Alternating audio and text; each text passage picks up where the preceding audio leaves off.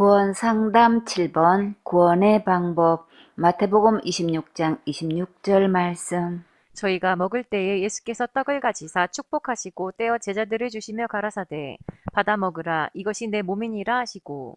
왜 예수님의 몸을 받아 먹으라고 하실까요? 예수님의 몸으로 어떤 일을 하시는지 한번 볼까요? 히브리서 10장 10절에 이 뜻을 조차 예수 그리스도의 몸을 단번에 들이심으로 말미암아 우리가 거룩함을 얻었노라. 예수님의 몸을 들여서 우리를 거룩하게 하셨지요. 이것을 믿으면 예수님의 몸을 상징하는 떡을 먹은 거예요. 그러면 예수님처럼 깨끗한 몸, 의로운 몸, 신령한 몸, 거룩한 몸이 될 수 있어요.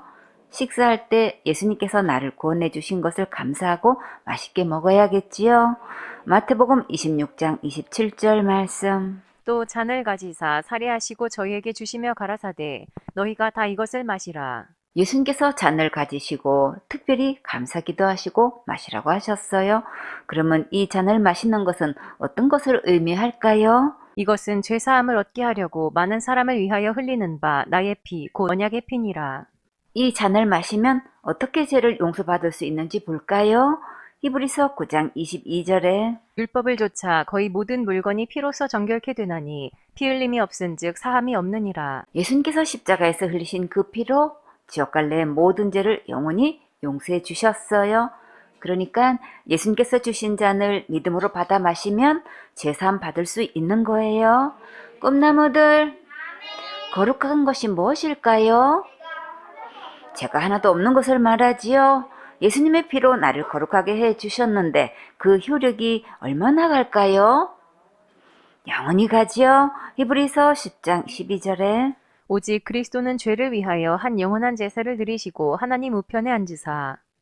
예수님의 몸을 십자가에 드린 제사는 영원한 제사라서 한 번 드린 효과가 영원히 가는 거예요.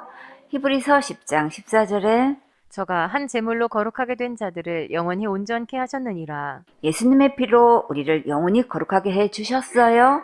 그러니까 이제 죄 때문에 지옥 갈까봐 더 이상 고민하고 힘쓰고 애쓰지 마세요. 히브리서 10장 16절에 주께서 가라사대 그날 후로는 저희와 세울 언약이 이것이라 하시고 내 법을 저희 마음에 두고 저희 생각에 기록하리라 하신 후에 이 법을 무슨 법이라고 하나요?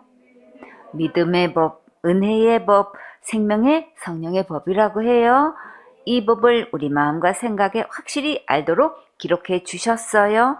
로마서 8장 1절에 그러므로 이제 그리스도 예수 안에 있는 자에게는 결코 정죄함이 없나니 이는 그리스도 예수 안에 있는 생명의 성령의 법이 죄와 사망의 법에서 너를 해방하였습니다. 하늘나라 생명의 성령의 법으로 우리를 율법에서 완전히 해방시켜 주셨어요. 이제 더 이상 지옥 갈 죄를 해결하려고 힘쓰고 애쓰지 마세요. 히브리서 10장 17절에 또 저희 죄와 저희 불법을 내가 다시 기억지 아니하리라 하셨으니 하나님께서 우리의 지옥 갈 모든 죄를 영원히 기억하지 않으시니까 걱정하지 마세요.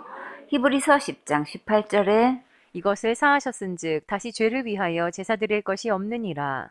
지옥 갈 모든 죄를 완전히 용서해 주셨으니까 이제 더 이상 죄를 위해 제사 드릴 필요가 없어요. 아직도 날마다 짓는 죄를 날마다 회개하지 않으면 지옥 간다고 믿고 있으면 잘못 믿고 있는 거예요. 그렇게 잘못 믿고 있으면 그 믿음 그대로 정말 지옥 가니까 이제부터 성경 말씀대로 모든 죄를 영원히 용서하신 예수님을 믿으세요. 그러면 천국 갈 수 있어요. 우리가 날마다 짓는 죄를 하나님께 자백하는 것은 관계 회복을 위해 하는 거예요.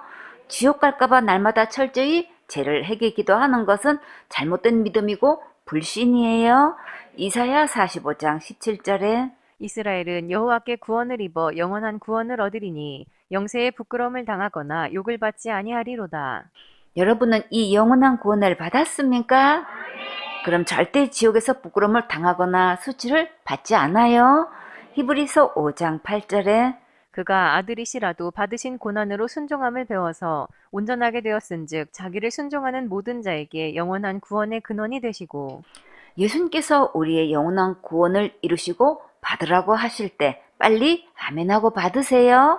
그러면 다 같이 천국 갈 수 있어요. 이사야 53장 1절 말씀. 우리의 전한 것을 누가 믿었느뇨 여호와의 팔이 네게 나타났느뇨. 여호와의 팔은 주님의 권능, 구원의 능력을 뜻해요. 우리에게 전한 복음을 누가 제일 먼저 믿어야 할까요? 나와 내 가족이 제일 먼저 믿어야겠지요? 하나님의 권능과 승리가 누구에게 나타나야 할까요? 하나님의 일하심을 간절히 삼하는 자에게 주님께서 큰 능력으로 멋지게 일해 주셔요. 이사야 51장 9절에 여호와의 팔이여 깨소서 깨소서 능력을 베푸소서 옛날 옛 시대에 깨신 것 같이 하소서 라합을 점이시고 용을 찌르시니가 어찌 주가 아니시며 하나님의 팔로 속히 능력을 행하셔서 원수를 무찌러 달라고 간구하고 있지요. 하나님의 팔은 이렇게 능력을 나타내요. 이사야 51장 10절에 바다를 넓고 깊은 물을 말리시고 바다 깊은 곳에 길을 내어 구속 얻은 자들로 건너게 하시니가 어찌 주가 아니시니이까. 이 말씀은 이스라엘 백성들이 홍해를 건넌 사건을 말해요. 하나님의 권능으로 홍해 바다를 가르시고 바람으로 말려서 백성들로 건너게 하셨어요.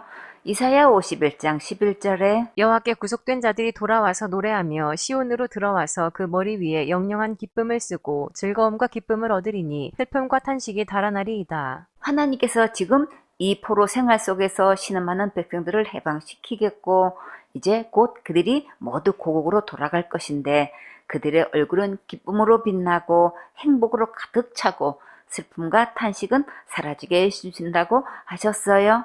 우리는 아무리 힘쓰고 애써도 스스로 제 문제를 해결할 수가 없지요. 왜 못할까요? 죄의 싹은 사망이기 때문에 내가 할 수 없는 거예요. 그래서 지옥 갈 모든 죄를 예수님께서 이미 십자가에서 다 해결해 주셨어요. 모든 죄에서 구원하신 예수님이 가장 최고로 능력 있는 팔이세요. 지금 이 예수님의 능력의 팔에 빨리 안기세요.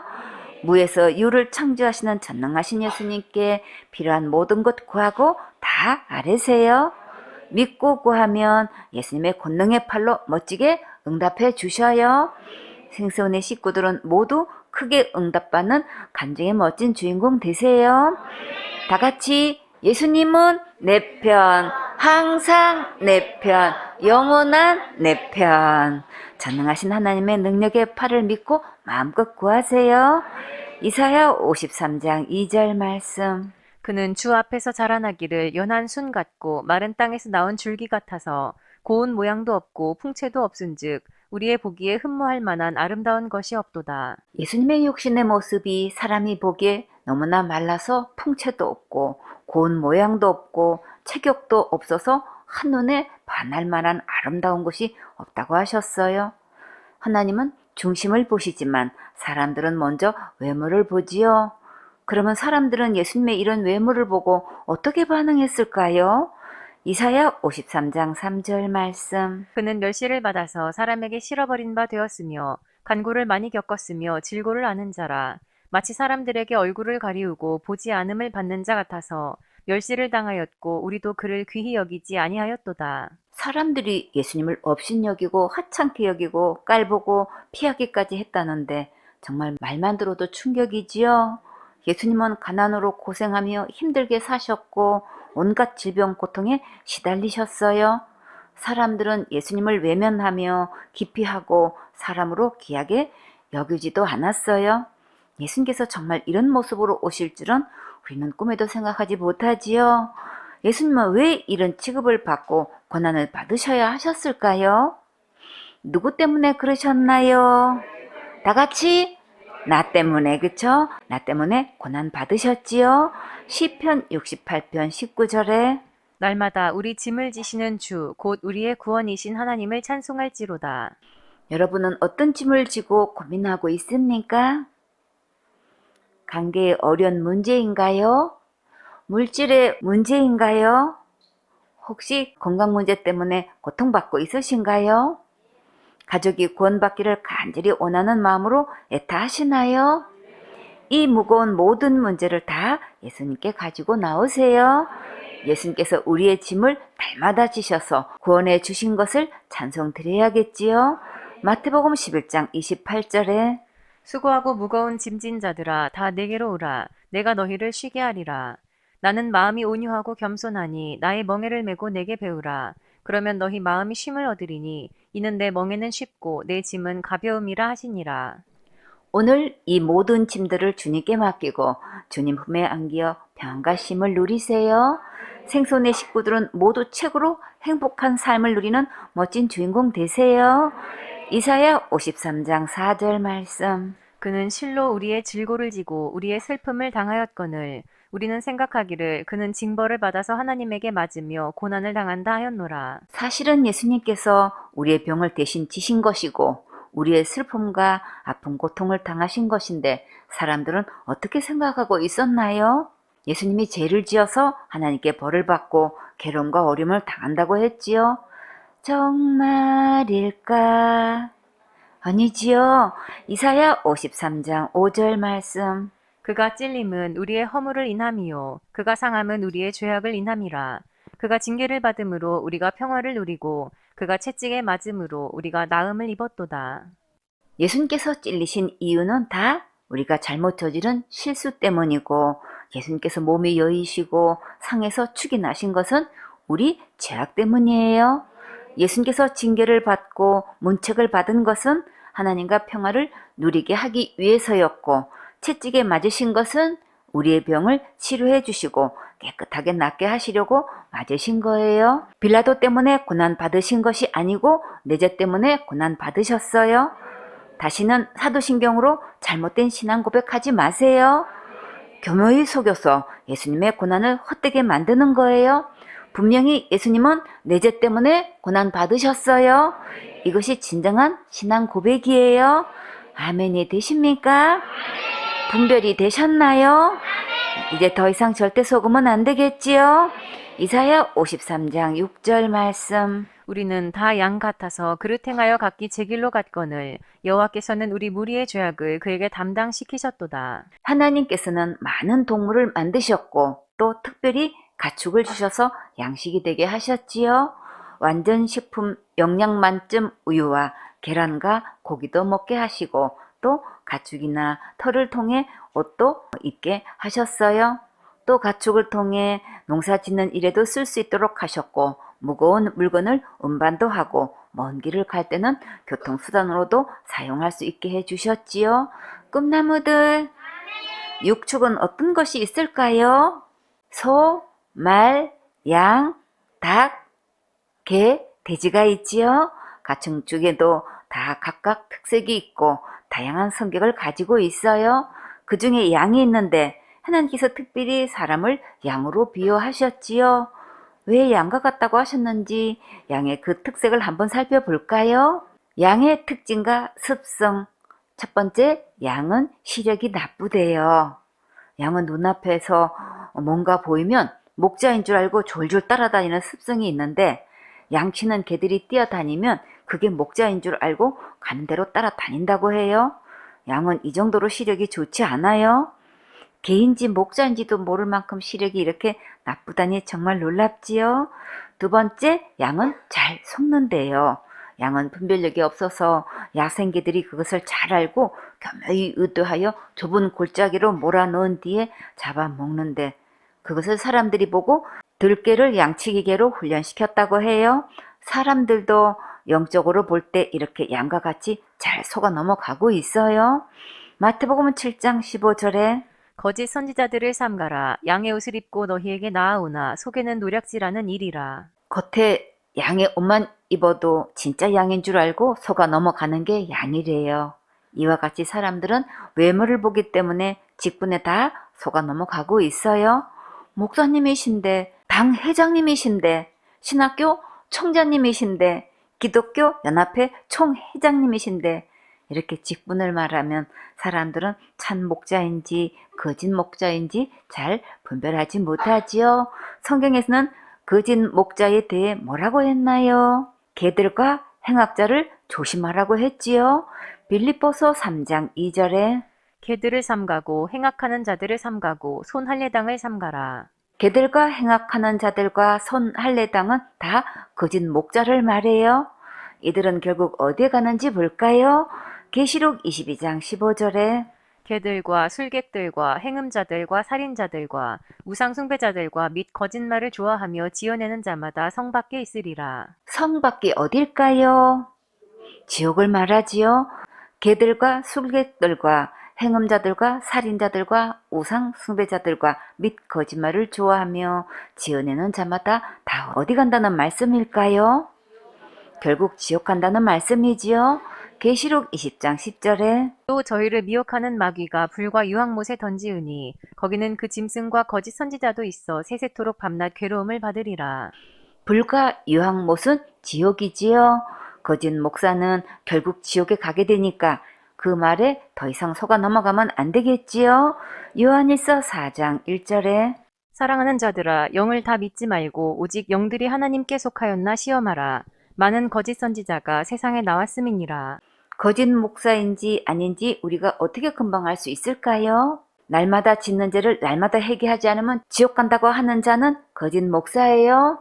율법을 철저히 지켜서 구원받는다고 하는 자들은 다 거짓 목사이고, 열심히 충성봉사 헌신하지 않으면 천국까지 못한다고 하는 자들도 다 거짓 목사예요. 꿈나무들, 이런 것은 다 어디에 해당되나요? 상급에 해당되는 것이지 천국 가는 것과는 전혀 상관없어요. 큰 죄 지으면 받은 구원도 잃어버린다고 하고, 자살죄 지으면 무조건 지옥 간다고 하는 자들도 다 거짓 목사예요. 이런 죄를 지어서 지옥 가는 게 아니고, 이 모든 죄를 영원히 용서해 주신 예수님을 안 믿어서 지옥 가는 거예요. 고린도후서 11장 3절에 뱀이 그 관계로 이와를 미혹해 한 것 같이 너희 마음이 그리스도를 향하는 진실함과 깨끗함에서 떠나 부패할까 두려워하노라. 우리는 예수님의 십자가의 은혜에서 떠나면 다 부패하게 되어 있어요. 사단은 우리를 미혹해서 예수님을 향한 진실하고 깨끗하고 순수한 믿음을 변질시키려고 하고 있어요. 세상의 문화를 통해 침범하고 잘못된 사상과 습관을 통해 예배드리지 못하도록 방해하고 있으니까 우리는 항상 예배에 성공하고 예수님의 말씀을 진실하고 깨끗한 마음으로 사모하며 경청해야겠지요. 고린도후서 11장 4절에 만일 누가 가서 우리의 전파하지 아니한 다른 예수를 전파하거나 혹 너희의 받지 아니한 다른 영을 받게 하거나 혹 너희의 받지 아니한 다른 복음을 받게 할 때에는 너희가 잘 용납하는구나. 우리가 믿고 전하는 예수님은 어떤 예수님이신가요? 다 같이 예수님께서 내 죄를 위해 십자가에서 죽으시고 부활하셔서 지옥 갈 내 모든 죄를 영원히 용서하신 예수님을 믿고 전하고 있지요. 근데 다른 복음을 전파하는 자들은 아직도 날마다 짓는 죄를 날마다 회개하지 않으면 지옥 가고, 큰 죄를 지으면 지옥 가고, 자살죄 지으면 무조건 지옥 간다고 잘못 가르치고 있어요. 이런 다른 예수를 믿고 전파하고 있으면 정말 지옥 가게 돼요. 성경에서 진짜 지옥 갈 죄는 모든 죄를 영원히 용서해 주신 예수님을 안 믿어서 지옥 가는 거예요. 요한복음 16장 9절에 죄에 대하여라 함은 저희가 나를 믿지 아니함이요. 지옥은 오직 예수님을 성경 말씀대로 안 믿어서 지옥 가는 거예요. 고린도후서 11장 13절에 저런 사람들은 거짓 사도요 괴휼의 역군이니 자기를 그리스도의 사도로 가장하는 자들이니라. 교회에 간판을 걸고 성경에 나오는 좋은 이름과 직분은 다 가장해서 부르고 사용하면서 목사로 위장하고 있어요. 고린도후서 11장 14절에 이것이 이상한 일이 아니라 사단도 자기를 광명의 천사로 가장하나니. 사단은 어떤 목적을 달성하기 위해서는 수단과 방법을 가리지 않기 때문에 얼마든지 많은 사람들을 그럴듯하고 교묘하게 속일 수 있어요. 그러니까 사역자들은 예리한 통찰력과 영적 분별력을 가지고 바르게 인도해야겠지요. 고린도후서 11장 15절에 그러므로 사단의 일꾼들도 자기를 의의 일꾼으로 가장하는 것이 또한 큰 일이 아니라 저희의 결국은 그 행위대로 되리라. 사단이 일꾼을 사용할 때 악한 일들을 행하고 만행을 저지르며 규탄받을 만한 일을 하는 자만 사용하는 것이 아니라 윤리 도덕의 기준으로 볼 때 너무나 좋은 일, 착한 일, 타의 모범이 될 만한 일, 롤 모델이 될 만한 일을 하는 자를 통해서도 속일 수 있어요.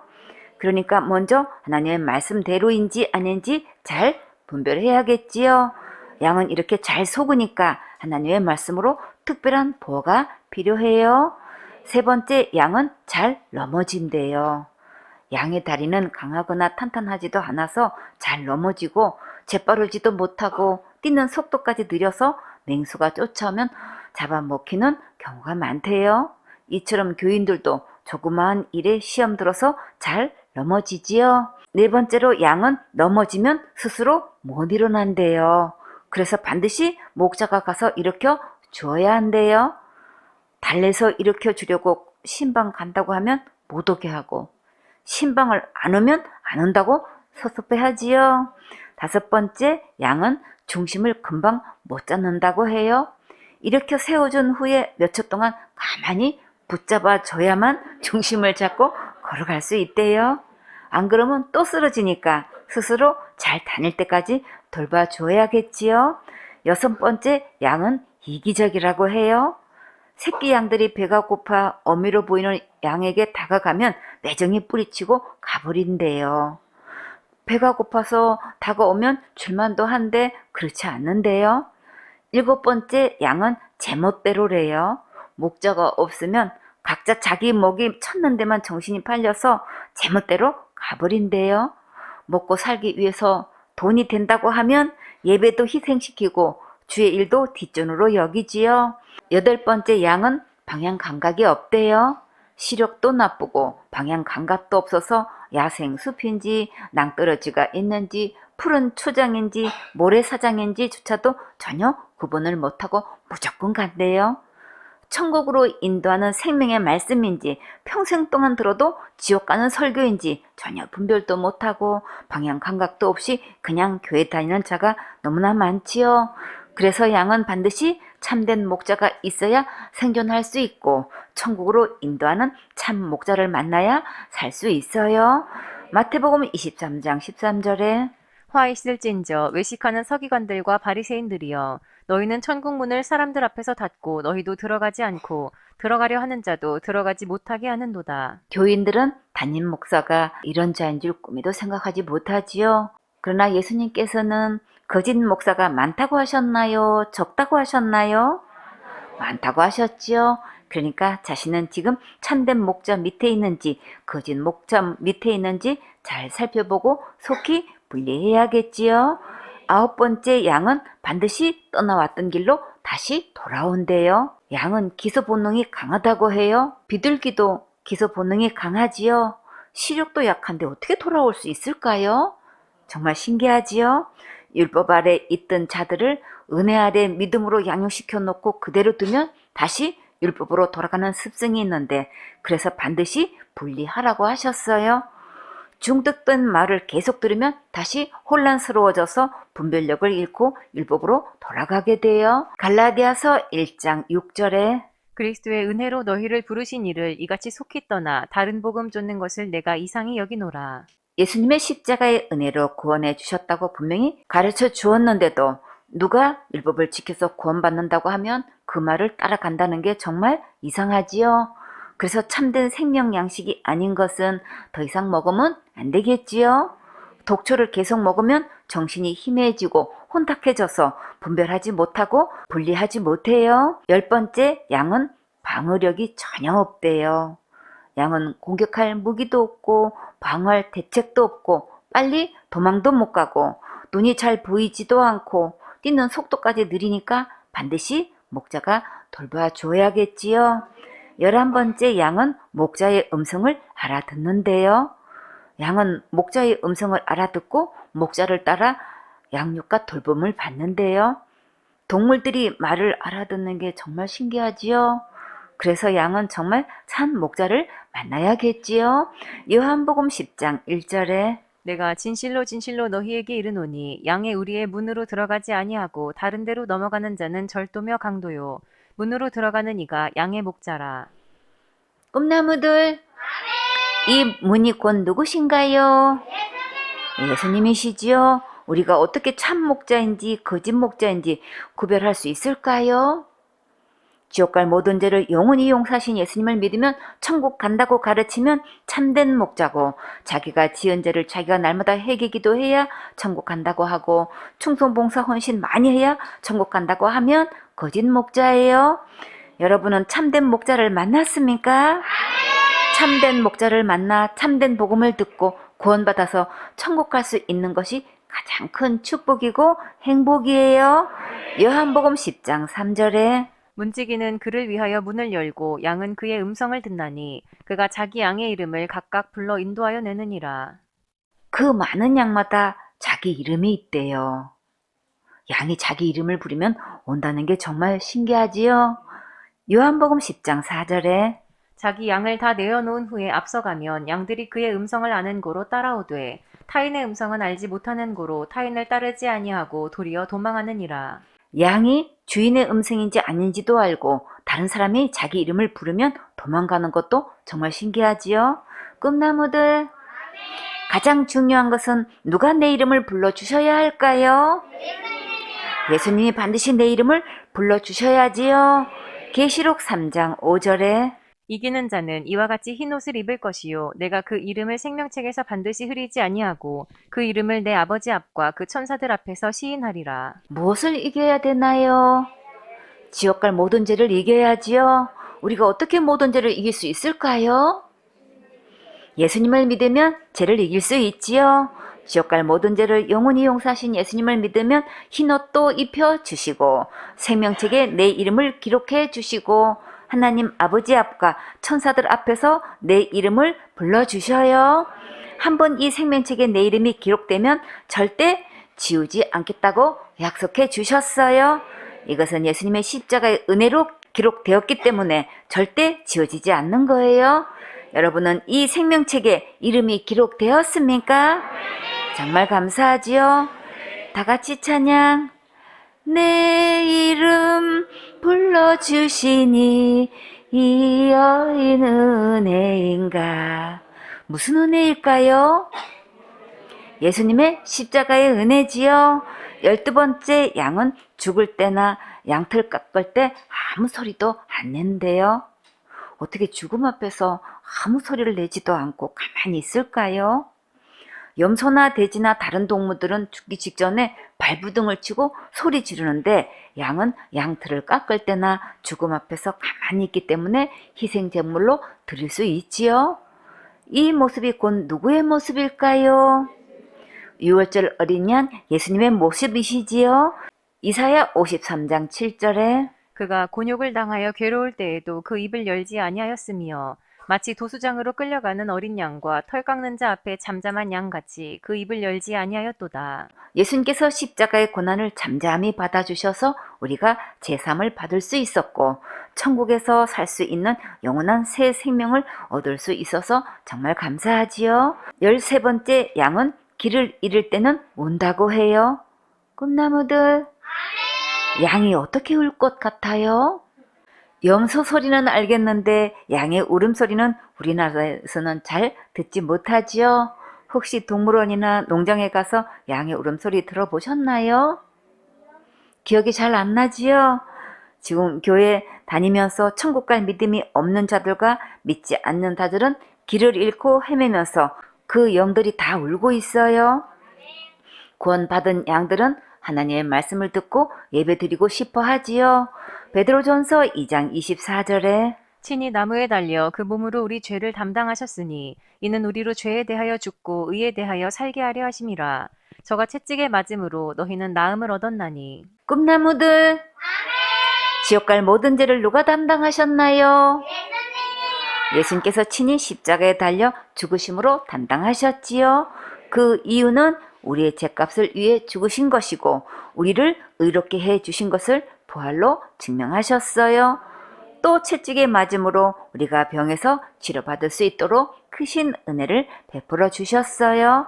베드로전서 2장 25절에 너희가 전에는 양과 같이 길을 잃었더니 이제는 너희 영혼의 목자와 감독 되신 이에게 돌아왔느니라. 우리가 전에는 모두 길을 잃은 양이었는데 참 목자 되시고 길 대신 예수님께로 돌아오면 길 찾은 가장 행복한 양이 될 수 있어요. 시편 23편 4절에 내가 사망의 음침한 골짜기로 다닐지라도 해를 두려워하지 않을 것은 주께서 나와 함께 하심이라. 주의 지팡이와 막대기가 나를 안위하시나이다. 우리가 때로는 무섭고 두려운 환경을 만나고 너무나 억울하고 어처구니 없는 황당한 일을 만나도 예수님께서 나와 함께 계셔서 가장 선하고 아름답게 인도해 주셔요. 주의 지팡이와 막대기로 가장 좋게 이끌어 주셔서 마음에 위로도 주시고 몸도 편히 쉴 수 있도록 평안하게 인도해 주셔요. 언제 어느 곳에서도 예수님이 함께 하시니까 혼자 무서워서 떨고 울지 말고 예수님을 크게 부르고 도움을 구하세요. 다 같이 예수님 도와주세요. 아멘. 14번째, 양은 항상 무리를 지어 함께 있기를 원한대요. 더울 때 양들은 서로 뭉쳐서 지내는 습관이 있어서 그냥 그대로 내버려 두면 피부병이 날 수 있기 때문에 일부러 가서 흩어놓아 줘야 한대요. 또 추울 때는 자기 덕을 볼까봐 뿔뿔이 흩어져서 지낸대요. 그래서 조금만 추워도 잘 얼어 죽는데도 흩어져서 잔대요.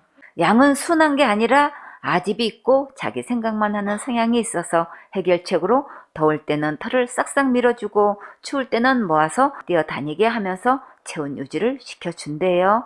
그래서 양은 목자가 살펴봐서 적당히 거리를 두게 하고 가까이 지낼 수도 있게 해준대요.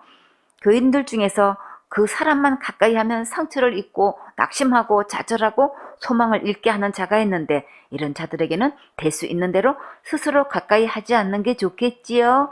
15번째, 양은 높은 데 올라가기를 좋아한대요. 산양은 절벽을 타고 다니고 높은 바위에도 올라가는데 가파른 절벽에서 균형을 잡고 있는 것을 보면 정말 신기하지요. 사람들 마음에도 높아지고 싶고 최고가 되고 싶고 으뜸이 되고 싶어 하는 게 있지요. 심지어 인도자에게까지 선을 넘으려 하고 그냥 두면 급기야 하나님 자리까지 올라가 앉으려는 것을 볼 수 있어요. 이런 자는 결국 어떻게 될까요? 잠언 16장 18절에 교만은 패망의 선봉이요 거만한 마음은 넘어짐의 앞잡이니라. 마음이 교만하면 자기를 패망하게 하는 지름길이고 잘난 체하고 남을 업신여기는 거만한 마음은 곧 넘어지게 되어 있어요. 그러니까 우리는 항상 예배 성공하고 주님의 은혜를 입어서 겸손한 마음과 남을 존중히 여기는 마음을 가져야겠지요.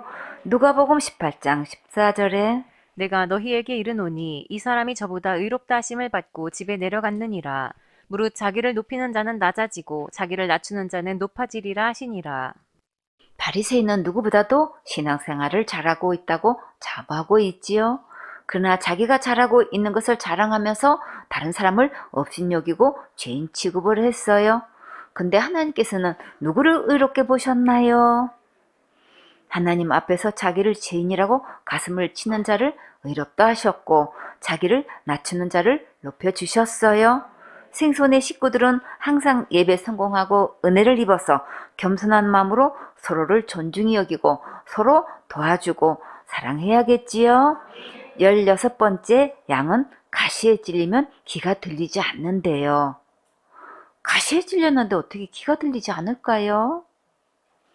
교인들이 시험 들고 마음의 상처를 받으면 설교 말씀이 잘 들리지 않지요. 왜 우리를 양 같다고 하셨을까요? 올바른 길, 참된 길, 생명의 길을 버리고 자기 생각대로 잘못된 길로 고집하며 갔지요. 그래서 하나님께서 이 고집불통이를 어떻게 하셨나요? 우리 죄악을 예수님께 다 담당시키셨지요. 이사야 38장 17절에 보옵소서 내게 큰 고통을 더하신 것은 내게 평안을 주려 하심이라. 주께서 나의 영혼을 사랑하사 멸망의 구덩이에서 건지셨고 나의 모든 죄는 주의 등 뒤에 던지셨나이다. 예수님께서 우리의 모든 죄를 십자가에 지고 가셔서 영원히 해결해 주셨어요. 하음이 모든 죄는 누구에게 던지셨나요? 예수님의 등 뒤에 던지셨지요. 주원이 모든 죄는 누가 해결하셨나요? 예수님이 다 해결하셨지요. 하준이 모든 죄는 누가 지고 가셨나요? 예수님이 지고 가셨지요. 은우의 모든 죄는 누가 담당하셨나요? 예수님이 친히 담당하셨지요. 예준이의 모든 죄를 위해 누가 대신 죽으셨나요? 예수님이 대신 죽으셨지요. 하경이의 모든 죄는 누가 멀리 옮기셨나요? 예수님이 멀리 옮겨주셨지요. 예은이의 모든 죄는 누가 깊은 바다에 던지셨나요? 예수님이 깊은 바다에 던지셨지요. 은찬이의 모든 죄는 누가 없애버리셨나요?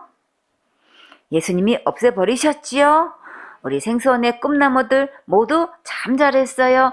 박수해 주세요. 아멘.